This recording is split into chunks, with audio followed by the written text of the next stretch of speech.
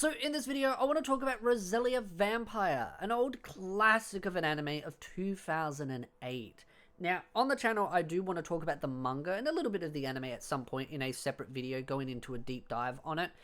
Mainly the manga. I've read the manga multiple times, I've watched the anime multiple times, but it's one of those where I do want to go into a bit more detail of the series as a whole at some point on the channel. It's actually something that I've wanted to do for years, and at some point I will get off my lazy tush and do it. But in this video, I want to talk about seasons 1, 2, 3, and something else. And that is mainly to do with the fact that, yeah, Rosario Vampire came out in 2008. Season 1, that is. 13 episodes, January, and then Season 2, which is called Kapu 2, came out October of 2008. So both came out in the same year, both 13 episodes. But here's the thing.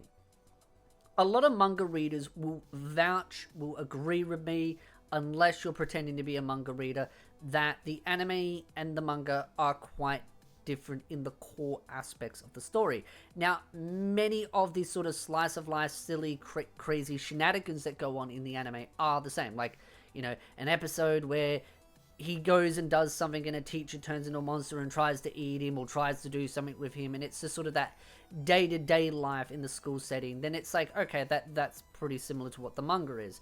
But when it comes to the core story, which is where the anime kind of goes into at some points, but the story is very different. What the anime shows and what the manga is very different. And especially when it comes to our man himself, his powers, his ability, his transformation, there's some major differences as the story goes on. Now, as the years have gone on, I've talked about this anime a couple of times, and I always get one person in the comment section always telling me that I don't know what I'm talking about.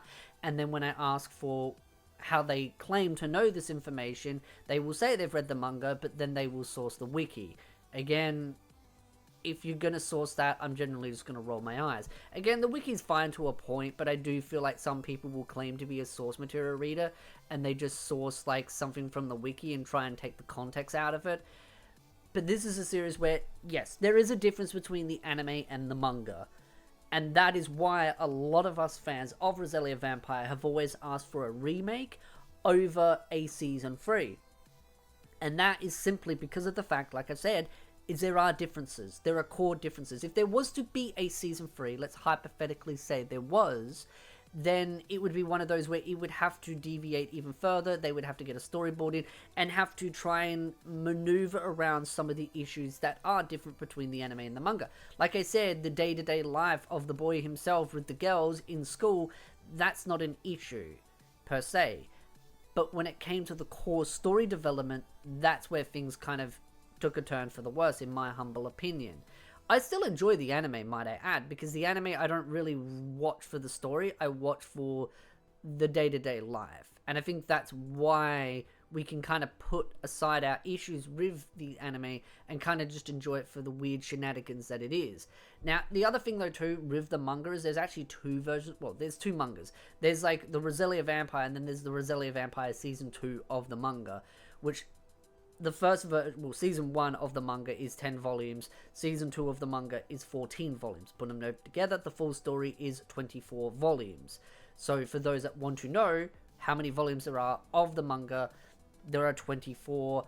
I would highly recommend reading from start to finish. I've got the little box that it came with that you can buy as a bundle, very similar to other content creators like Chibi Reviews. He's got the box set, so if you see it in the back of his video, that's the same box that I've got as well, which I bought while it was on special at a anime manga sort of shop that was doing a sale during a convention. So I got quite lucky on that. Like I stated, for the years of doing content creation, when I first started doing these kinds of videos, I still remember all the clickbait Google articles that would claim that Rosario Vampire is gonna get a season 3 and it's gonna happen any moment now. And I was making those videos like over 6 years ago. Nowadays, they've given up and they kind of just go with what I now say, which is the remake would make the most sense. If it was to ever get a continuation, they would go back to foundations and do a remake. But here's the thing, and that's, as I led to before, the anime's day-to-day episodes are pretty spot on. They're exactly from the manga. It's the core story. Because that's the thing, there's two parts to the story. There's the day-to-day life, and then there's the moving away from the school, like the school day-to-day life, and more about the core story development of the characters themselves and Skune and his relationship with a certain little vampire and her kind of multi-personality. I kind of just break it down to like that. But that's the thing. That core story is very different to the anime, but the day-to-day life stuff is the same. I know I'm re-emphasizing, but I'm pointing it out because someone won't listen and they'll go, oh, but that's why you can't really have a season 3 without there being more deviation from the core story. But at the same time, a remake would just take a lot of the stuff that's already been done and just kind of copy pasted. But then the change would be when it gets into the itty-gritties of the actual character development and story. That's where the change is. And that's why a remake would be nice, but it'd also be kind of one of those where it'd be like, if you're a fan of the original series, then you'd be like, huh? There isn't much of a difference at the start until you start to see that change. So that's why it's one of those where it's like, as much as I would love a remake, the chances of a remake are even very low in itself. Like, season 3 is like non-existent, in my opinion. The chances of it are like, you would have to win the lotto to be able to get a season 3. But the chances of a remake are much higher, but even then, that's much lower as well. It's low as well. But that's why I recommend reading the manga itself.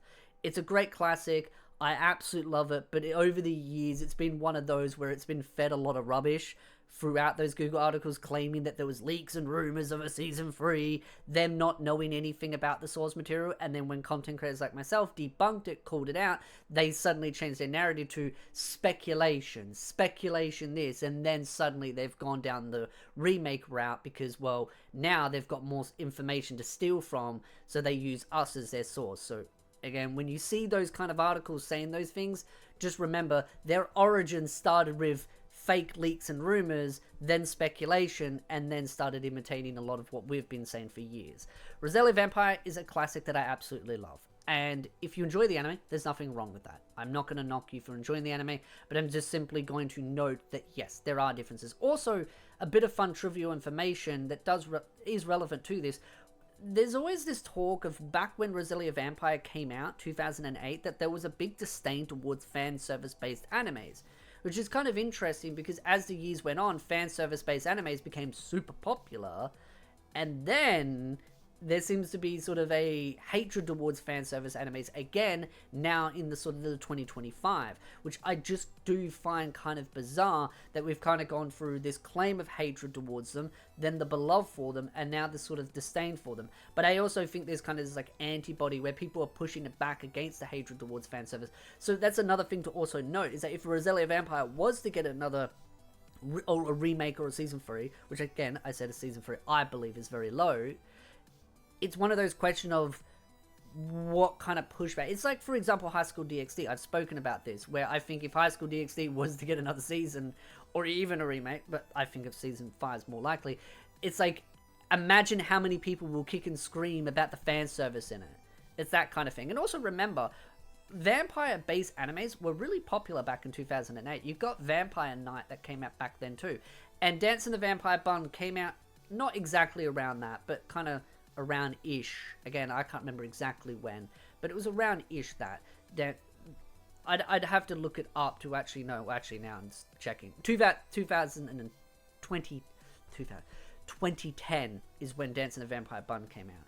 So it's very similar. So vampires were a pretty big popular trend. I do hope they become a trend again, because if vampire stories do become a trend again, I could see a remake for that. So again, love to know your thoughts in the comment section down below. If you like Rosario Vampire, tell me in the comment section down below who's your favorite character, and have you read the manga? And if you have, what do you think about it? So again, if you like this video, hit the like, subscribe, and I'll see you beautiful nerds in the next video.